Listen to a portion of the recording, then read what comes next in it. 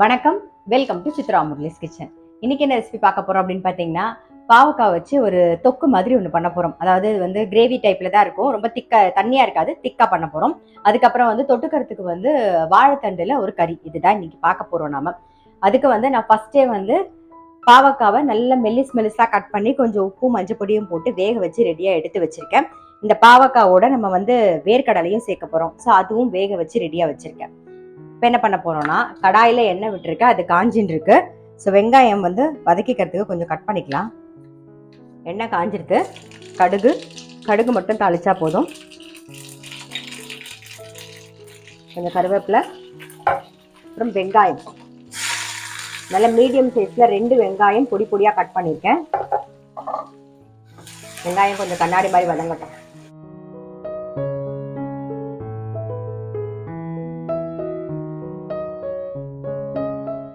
இந்த பக்கம் வெங்காயம் வதங்கட்டும். அதுக்குள்ள நம்ம வந்து வாழைத்தண்டு கட் பண்ணிக்கலாம். வாழைத்தண்டுல நார் எடுத்துருவோம்.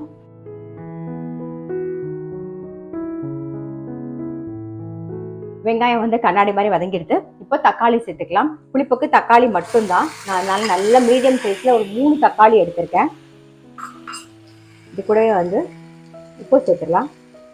ஏற்கனவே பாவக்காய் வேகும் போது கொஞ்சம் உப்பு போட்டிருக்கோம், பட் அந்த கிரேவிக்கு தகுந்த மாதிரி உப்பு வேணும், அதனால இதுக்கு தகுந்த மாதிரி உப்பு போட்டுருக்கோம். கொஞ்சம் மஞ்சள் பொடி. இது நல்லா மிக்ஸ் பண்ணிட்டு அப்படியே மூடி வச்சிருவோம். நல்ல தக்காளி வந்து வதங்கணும். இந்த பக்கம் வதங்கட்டும். நேத்தி வந்து தொகையலுக்கு வந்து புளி சேர்க்கலையா அப்படின்னு சொல்லி கேட்டிருந்தீங்க அரைக்கும் போது. நான் வந்து அதுக்கு பதிலாக தான் மாங்காய் சேர்த்தேன். மாங்காயில புளிப்பு இருக்கு இல்லையா, ஸோ அந்த புளிப்பு வந்து அந்த தொகையல் கரெக்டாக இருக்கும். ஆக்சுவலாக நேத்தியே சொல்லியிருந்தேன், மாங்காய் இருந்தால் சேர்த்துக்கலாம், அப்படி இல்லைன்னா புளி கூட சேர்த்துக்கலாம் அப்படின்னு சொல்லியிருந்தேன். ஸோ கவனிக்கலன்னு நினைக்கிறேன். சரி, நீங்கள் புளியும் சேர்த்து பண்ணி பார்த்துருப்பீங்க, மாங்காய் சேர்த்து இன்னைக்கு பண்ணி பாருங்க, அவ்வளோ டேஸ்ட்டாக இருக்கும். தொகையல் டிஃப்ரெண்ட்டான அந்த மாங்காய் வாசனையோட டிஃப்ரெண்ட்டாக இருக்கும். நம்ம மோர் சாத்துக்கு செம்ம டேஸ்ட்டாக இருக்கும். நல்லா கெட்டி தயிரில் போட்டு பிசைஞ்சிட்டு சாப்பிட்டோன்னா செம்மையாக இருக்கும். ஸோ ட்ரை பண்ணி பாருங்கள் கண்டிப்பாக. வாழைத்தண்டில் நார்லாம் எடுத்தாச்சு. ஸோ நம்ம பொடியாக கட் பண்ணிக்கலாம்.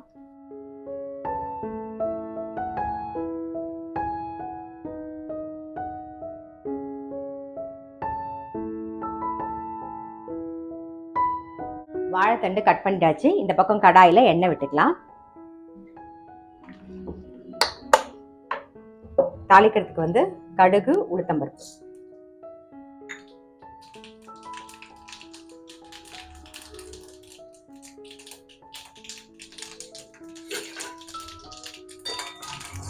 கொஞ்சம் கருவேப்பிலை சேர்த்துக்கலாம். வாழைத்தண்டு கட் பண்ணி ரெடியாக வச்சுருக்கோம். இது வந்து நம்ம இன்னைக்கு தேங்காய் போட்டு பண்ண போகிறது இல்லை, நல்லா காரக்கறி மாதிரி பண்ண போகிறோம். ஸோ இதை நீங்கள் பார்த்தீங்கன்னா உருளைக்கிழங்கு கறி பண்ண மாதிரியே இருக்கும் பார்க்கும்போது, அந்த அளவுக்கு நல்லா டேஸ்ட்டாக இருக்கும். இதில் வாழைத்தண்டு, கட் பண்ண வாழைத்தண்டை சேர்த்துக்கலாம். தேங்காய் போட்டு வேணும்னாலும் தேங்காய் போட்டு பண்ணிக்கலாம். காரத்துக்கு பச்சை மிளகா போட்டுக்கோங்க. அப்போ கொஞ்சம் மஞ்சள் பொடி. வாழைத்தண்டு எப்பயுமே சொல்றதுதான், உப்பு தாங்காது, அதனால கொஞ்சமா உப்பு சேர்த்துக்கோங்க. ரொம்ப சேர்க்க வேண்டாம், கொஞ்சமா. அது வெந்து வரும்போது உப்பு தாங்காது, அதனால கொஞ்சமா சேர்த்துருக்கேன் நான். உப்பு சேர்த்ததுனால அப்படியே வெந்துடும். தடுப்பை சிம்ல வச்சுட்டு நம்ம அப்படியே மூடி வச்சிடுவோம். இந்த பக்கம் தக்காளி வதங்கிட்டான்னு பார்க்கலாம். பாருங்க, தக்காளி வதங்கின்னு இருக்கு. ஸோ இப்போ என்ன பண்ண போறோம்னா, ஆல்ரெடி வேர்க்கடலை வேக வச்சு ரெடியாக வச்சிருக்கோமா, அதையும் இதில் சேர்த்துடலாம். இதோட சேர்ந்து கொஞ்சம் நேரம் வதங்கட்டும். ஓப்பன்லேயே அப்படியே வதங்கட்டும். இப்போ வந்து சாம்பார் பொடி சேர்க்க போகிறோம். சாம்பார் பொடியும் கொஞ்சம் தனியா பொடியும் சேர்த்துக்கலாம். சாம்பார் பொடி காரத்துக்கு தகுந்த மாதிரி போட்டுக்கோங்க. ஒரு 2.5 டீஸ்பூன் போட்டு, இது கூடவே வந்து தனியா பொடி, அது ஒரு 1 டீஸ்பூன். ஏற்கனவே சாம்பார் பொடியில் தனியா பொடி இருக்கும், இருந்தாலும் வந்து இதுக்கு இந்த மாதிரி திக்கா வரணும் இல்லையா, ஸோ அதுக்காக நான் வந்து 1 ஸ்பூன் தனியா பொடியும் சேர்த்துக்கிறேன். இதில் கொஞ்சம் நல்லா வதக்கிட்டு நம்ம வேக வச்சு வச்சிருக்கோம் இல்லையா பாவக்காய், அதையும் சேர்த்து போட்டுருவோம். சேர்த்து எல்லாம் நல்லா வதங்கணும். நான் சொன்ன மாதிரி பாவக்காயிலையும் உப்பு போட்டிருக்கோம், அதே மாதிரி வேர்க்கடலையும் உப்பு போட்டிருக்கேன், தக்காளி வதங்கும் போது உப்பு போட்டிருக்கேன். இதெல்லாம் சேர்ந்து மோஸ்ட்லி கரெக்டாக இருக்கும். அப்படி இல்லைன்னா மட்டும் நம்ம உப்பு சேர்த்துட்டா போதும். பாருங்க, கொஞ்சமா வந்து இந்த பாவக்காயில வெந்நீர் சேர்த்துக்கலாம். இன்னும் பெருங்காயம் சேர்க்கல, ஸோ பெருங்காயம் பொடி சேர்த்துருவோம். பெருங்காயம் போட்டுக்கலாம். இஞ்சி இருந்ததுன்னா இஞ்சி கூட நீங்கள் கட் பண்ணி வதக்கும் போது சேர்த்துக்கலாம். பெருங்காயம் போட்டிருக்கேன். அப்படியே சேர்ந்து ஒரே ஒரு கொதி வரணும், அப்போ தான் நல்லாயிருக்கும். ரொம்ப திக்காகவும் இருந்தால் நல்லா இருக்காது. ஸோ இந்த மாதிரி செமி சாலிடாக இருந்தால் பிசைஞ்சு சாப்பிட்றதுக்கு நமக்கு நல்லாயிருக்கும். மூடி வச்சிடுறேன்.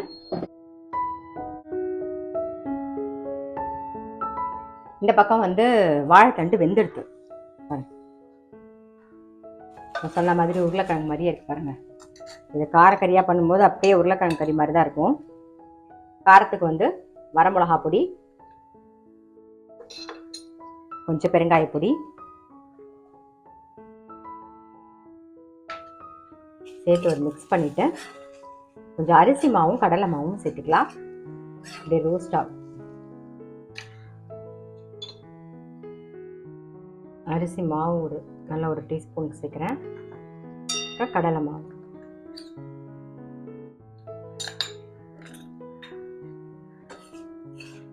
நல்லா மிக்ஸ் பண்ணிவிட்டு பரட்டி விட்டுருங்க. அவ்வளோதான், நம்மளுடைய வாழைத்தண்டு கறி ரெடி ஆகிடும். இந்த பக்கம் வாழைத்தண்டு கறி வந்து ரெடி ஆகிட்டுருக்கு. அதுக்குள்ளே பாருங்கள், நம்மளுடைய பாவக்காய் கிரேவி வந்து ஆல்மோஸ்ட் நல்லா கொதிச்சிருக்கு. இல்லை வந்து நாட்டு சக்கரை சேர்க்குறேன். நாட்டு சக்கரையோ இல்லை வெல்லமோ இல்லை சர்க்கரையோ எது வேணாலும் சேர்த்துக்கலாம். சேர்த்து ஒரே ஒரு கொதி, அதுக்கப்புறம் ஆஃப் பண்ணிட்டு வந்துட்டான் பாருங்கள். இந்த பக்கம் நம்மளுடைய பாவக்காய் கிரேவியும் ரெடி ஆகிடுது. இந்த பக்கம் வந்து வாழைத்தண்டு கறியும் ரெடி ஆகிடுது பாருங்கள். பார்த்தா தெரியுதா, நல்லா உருளைக்கிழங்கு கறி இல்லை சேனக்கிழங்கு கறி பண்ணால் எப்படி இருக்குமோ அப்படி தான் இருக்கும். அது சொன்னால் தான் தெரியும் இது வந்து வாழைத்தண்டு அப்படின்னு சொல்லிட்டு.